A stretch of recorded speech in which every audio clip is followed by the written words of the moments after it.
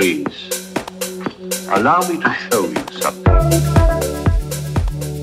Welcome to another episode of One Great Hand, this time featuring the youngest Grand Life Master in ACBL history, Zach Grossack, whose lively and engaging manner make him a fantastic role model for younger players. We now have two strands to this series. In some episodes, experts interview their fellow experts about one of their favourite hands, the celeb strand, and the other where I interview the expert from my rather less lofty perspective, the pleb-celeb variant, if you like. Zach will be appearing in both, but here he tells me about a hand he enjoyed earlier this year. Hey Zach, great to have you back with us. You're here to tell us about one of your favourite hands of recent times, so do you want to just set the scene by telling us what the competition was, who your opponents were, and so on? Yeah, so it was actually the first session of the Platinum Pairs in Reno this past spring. And we were playing against Kid Woolsey and Barb Bramley. And it was somewhere in the middle of the set, and we were doing just okay. We hadn't completely pushed it yet, but we weren't really doing well yet in the session. And on the first board, the second board of the round, and the first board of the round, we had just a total top. And so we got to this was the second board of the round. Do you want to give us the auction first? Sure. It went pass, a spade on my right, and no one was vulnerable. And I had a hand that might have opened two clubs. Had they passed on my right, I had two little spades, ace, king, queen, 10, 6 of hearts, ace, king, queen, fourth of diamonds, and a stiff queen of clubs. So I took advantage of the fact my partner was a pass hand to say, okay, we probably have no slam. I'm just going to bid what I think I can make. And so I bid 4 hearts, which is supposedly preemptive by 20 points. So I went pass, and my right-hand opponent now bid 4 spades. And I had a pretty clear double of that one. Did you see any dangers in this radical approach to preempting a 20 count? Honestly, it was I felt it was pretty safe. I'm guessing maybe perhaps partner couldn't pull all the time with the hand where they're. I couldn't really imagine when it would be unsafe. I think when partner pulls the double, it might be the right thing to do anyway, because I don't really have, even though I have 20 points, I don't have a lot of defense because, if they're short in the red suits on my right, I might not take so many tricks with my, ace, king, queens. No, I wasn't. And I didn't think we were really missing a slam opposite a passed hand if they open a spade on my right. So I thought this was probably a pretty good time to take a shot here. This is sort of where I think I got pretty lucky. I don't really have a rhyme or reason why I chose the ace of hearts over the ace of diamonds. Actually, I guess one small thing was that I felt like my partner had a lot of hearts. They would have pulled to 4 or 5 hearts. Mm-hmm. So I figured you didn't have, a whole slew of hearts, and perhaps, I'll just cash a heart and see what's going on. I'm not really sure. I didn't lead a diamond. This hand never would have worked if I led the ace of diamonds, which is pretty funny. I didn't lead for my 4 card. And this is a theme that just comes up all the time.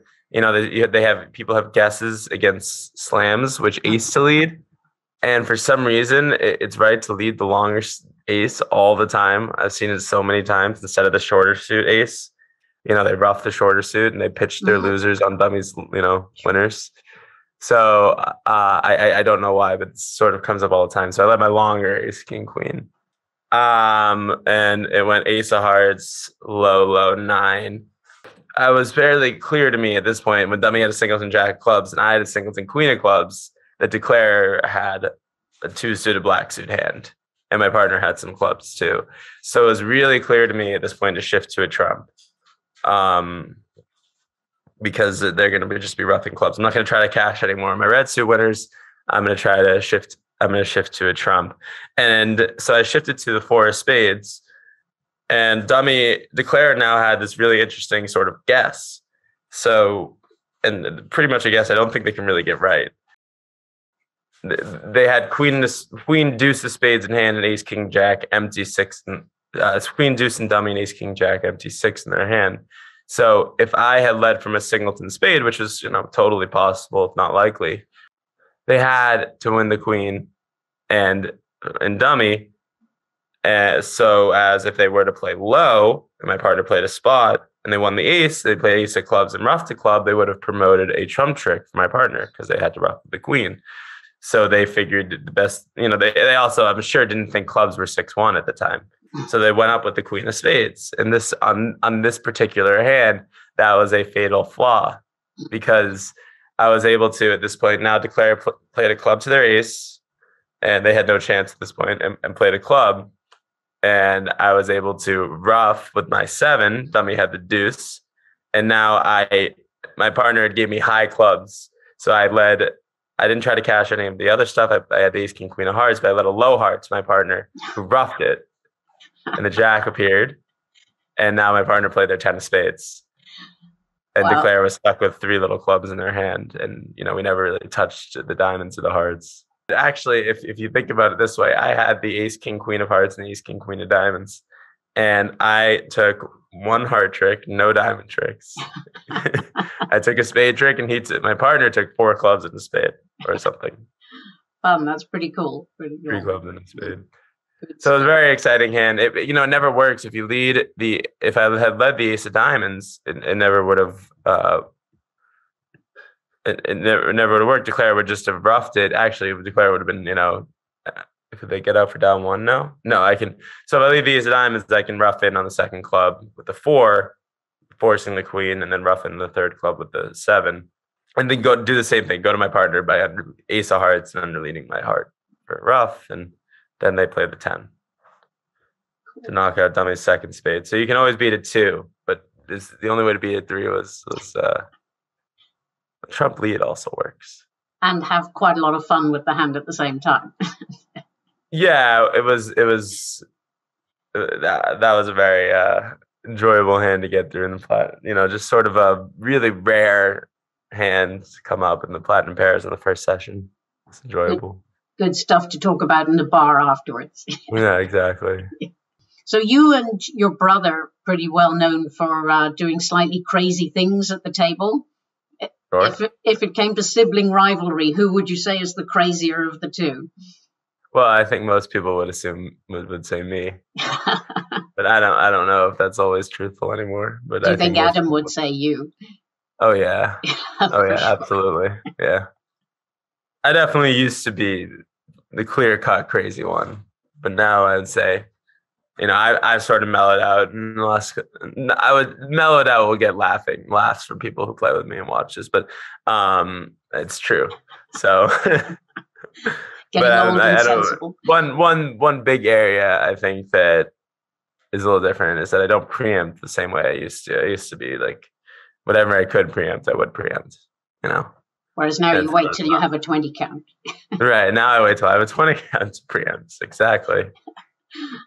Good stuff. Okay, so one of the things I'm going to try and do consistently with these little interviews where I do them is to ask people what their favorite funny moment at the table was. So do you have one of those for us? Well, I was just talking about this actually recently.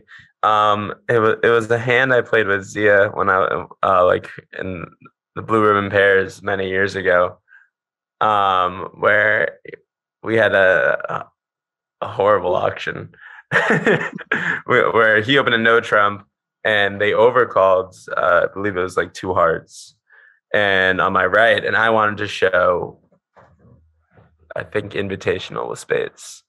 And, when you play transfer Leventhal, there's 2 ways to do that. And you can either, some people play as 3 hearts, it shows invitational with spades, and some people play 3 diamonds, invitational and spades. And I don't quite remember the exact situation, but I tried to show it. He thought it was Stamen and spades. He bid some no trump or something, and I tried to transfer back to spades, and we ended up in 6 spades. So this contract had absolutely no play. And the opening lead comes, and I put my hand down, and Z doesn't really make any reaction. He knows we've had a total kerfuffle in the bidding, and I'm watching this, and I'm sort of just I'm not really, he's playing the hand. I don't really need to watch at all. And the hand starts going, and he's just playing. He's just going to eventually take us down 2. He eventually leads a club from dummy. And the guy on his right has to have clubs at this point. It's 100%. He had to have clubs. So the guy pitches off a diamond on his right. And Zia looks at this, and at this point, he could have made it. The revoke would have allowed him to make it a contract because he could have won the trick cheaply, and then they get a trick back, later for the revoke or something. But no, Zia looked down at this. He said, no, put that back. Please play a club. And so the play went on. He was going to go down. He was going to finish down 2. And then later in the hand, a couple tricks later, he goes to dummy and he leads another club from dummy. And the guy on his right. The guy revokes again. Looks down at his hand, and it's clear he's about to revoke. Like, he has to have clubs. He wasn't just he just had natural play. He had to have clubs. And he looks down and another diamond appears. And Zia looks at this. Again, he has to have clubs. He looks at this. And I can only remember the face he made is just a very subtle. It's And he just, in the classic Zia manner, he slaps a card on the table, and the play continues. And they win the trick on which they revoke. He finishes down 2, and we call the director. And this turns into plus 1430 as a result of the double revoke on the same hand. And I just couldn't really take it at that point. We had a whole slew of kibitzers watching this, and I had to go outside because I was laughing a little too hard. But that was probably the funniest time. I think that when Zia saw the second revoke and him calculating what he had to do in that moment, what he should do with his life in that moment on the double revoke. 1 revoke could be considered a misfortune, but 2 looks like carelessness and deserves to be punished.